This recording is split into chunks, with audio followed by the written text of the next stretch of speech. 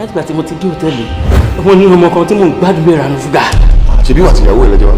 so kò sẹ́ni tí ò kì í ṣerú ẹ̀. tó bá dẹ̀ kọjá ìyá rẹ̀ tí o bá kọjá yẹn tó bá múnú bí mi nǹkan tó ò nífẹ̀ẹ́ sí ni màá ṣe. àbúrò yìí ni Èkìtì ṣé ọmọ Èkìtì lẹ́yìn náà bá ṣe wà. àṣìọ ọmọ Èkìtì. ó yà sọ Èkìtì ẹjẹ ń gbọ́.